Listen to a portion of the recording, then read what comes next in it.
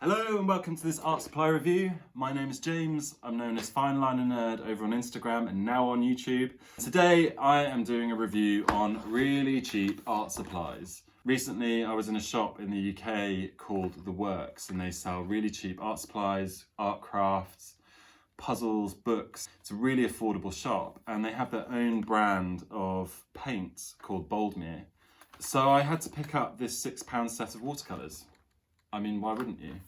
To see how they perform against the more premium paints that I normally use. Opening it up, they are this big.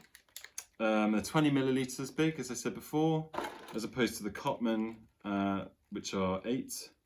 These are £2.50. This is equivalent to 50p.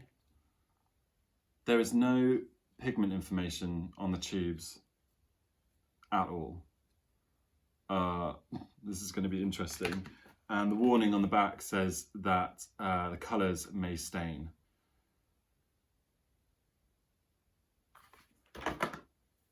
Good luck, brushes. I think cheap art supplies are an amazing way to unleash the creativity of young ones or yourself if you're thinking about getting into painting, or a friend that wants to find some kind of creative outlet in their spare time.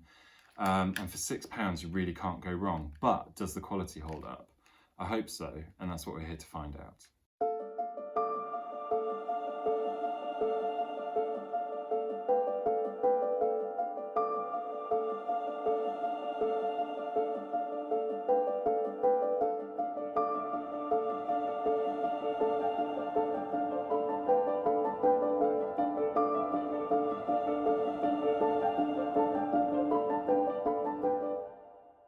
So the binder's absolute trash.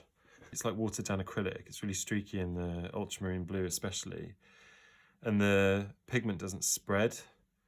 So I put down this initial wash and then loaded more pigment into the corner in all of them. And it kind of just sits there in the Broadmere ones. Whereas it spreads really beautifully. You can see that especially there and there with the Winsor Newton. And the consistency when wet is like acrylic. It's really strange. Not unworkable. Just washing off my brush. They reactivate really nicely as well. I mean, not as nicely as other watercolour paints, but see there? I mean, you can already tell that the binder's a bit weird because it stays streaky on the plate even. Whereas, if I was to reactivate, where are we? There. That kind of will eventually lose its streakiness. Do you see, like it turns into a blob? Anyway, that's the paint. One of the controls for the experiment will be both paintings done on bee paper. It's 100% cotton, 300 GSM. I love this paper and it's cheaper than Arches as well. Brushes will be ProArte's Prolene range, if you can see that there. These are my go-to brushes. They've got a decent amount of snap, fine points, and I reach for them a lot. My trusty brushes. And then for finishing touches, we've got Faber Castell's Polychromos pencils, black, a couple of reds, and an indigo, and that's for line work at the end. So the only thing that will be different is the paints. And what will I be drawing, you might ask? Well, this angel boy here. Let's see what happens.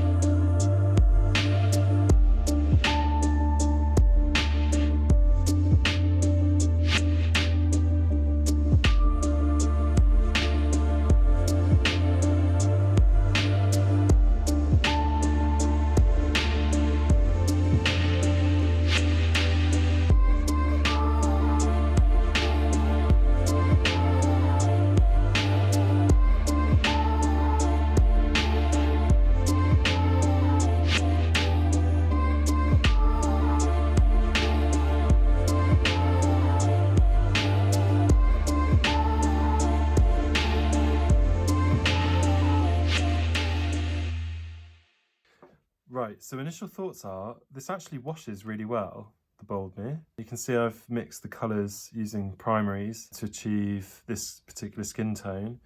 I tried to match them as best I could, and they wash down really nicely. And the colour's not as rich as this, but I mean, that could be chalked up to mixing. But when I was putting this in lots of water, it flaked. You won't have seen that at high speed, but it I was like, this is definitely an acrylic binder. I might write to them to find out a bit more about it. But anyway, I'm going to let this completely dry because I'm not going to paint on top of it. That's how paintings get muddy. I'm going to let this completely dry before I carry on. So see you in a sec.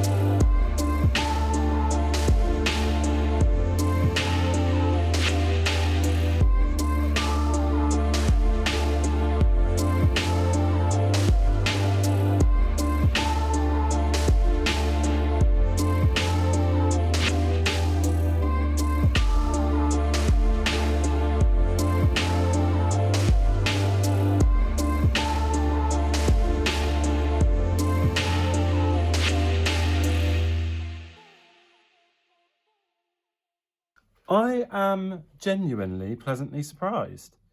I thought that they were going to be rubbish from the swatching, but I think they performed really well. And for a beginner's set, for what amounts to about 50p a tube, I don't think you can go wrong. So it's obviously paler, the pigment isn't that good. And I probably used more paint in the water than I did with the Winsor Newton. And I had to build up with a few more layers than I did with the Winsor Newton. But I have to say that the overall effect is pretty similar. His hair didn't work, like loaded with pigment, this stuff doesn't move. We know that from swatching as well, which is why that's more of a solid block. Whereas I was able to charge in here with pigment at the bottom to create this like shadow effect underneath the top part of his hair. But I have to say that for £6 for a set of paints, what an inexpensive way of unleashing your own or somebody else's creativity. What a great way to experiment without having to worry about wasting materials or anything like that. I mean, I know that finances are all relative and everything, but £6 for 12 paints is pretty good. So all I can say is that if you're looking to get into a particular medium, grab the cheapest thing that you can find and experiment, experiment, experiment.